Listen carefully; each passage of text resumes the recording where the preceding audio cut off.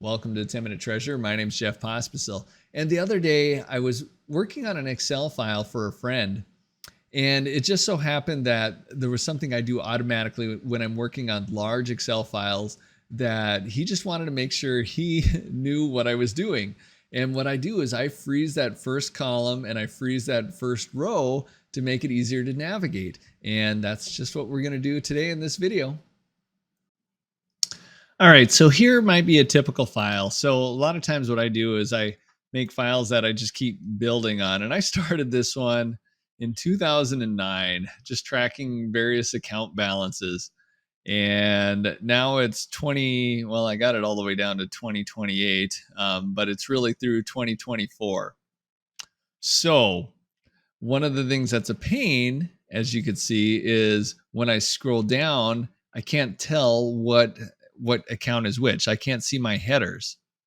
And if I have to start scrolling to the side, I lose my dates, which in this case might not be a bad thing. But let's just say, for example, I knew I had a mistake in June here of 2009 and I wanted to correct it. I mean, I would have to make sure I knew that that was row 8.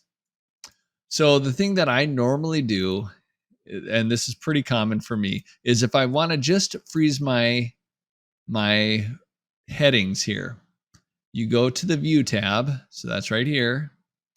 You click on Freeze Panes, and then there's the Freeze Top Row.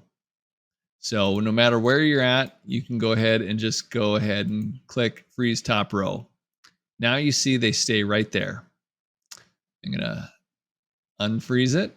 If you want to, if you can unfreeze it, or if I had one or two, whichever row you highlight. So I just selected, I clicked on the 3 and I selected that row, and now I'm going to choose Freeze Panes. And now you can see I froze rows 1 and 2. Or if I want to change that, I could just go ahead and do that, Freeze Top Row.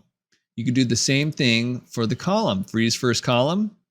Doesn't matter where you're selected. Now all of a sudden my dates stay there, right in the same place. So that ends up making it pretty slick. The other thing you can do, I'm going to unfreeze. And if you want to freeze rows and columns at the same time, go ahead and highlight a box, just like that. And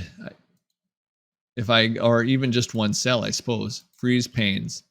If I just highlight that one cell, it's going to do what's on the left and what's above it. And so now I can go either way.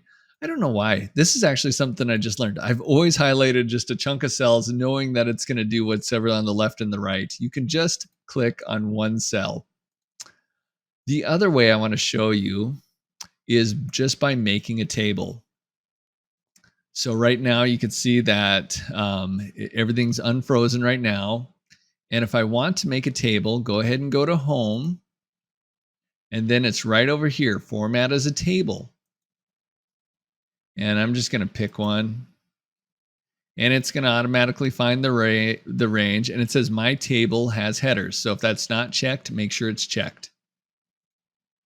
And I don't always like these filter buttons. So I'm just going to go ahead and click here to get rid of those filter buttons, because they sometimes hide your headers. And now when I go, as soon as I start scrolling, you see the A, B, C, D is replaced by the column headers. You would still have to freeze that column, even if you click this first column. I always thought, that all that does is say that's an important row. So I could say that, or the last one, and that'll bold that last row or last column. I could add a total row. But if I wanted, we're talking about freezing, I would still have to go over here to View and to Freeze.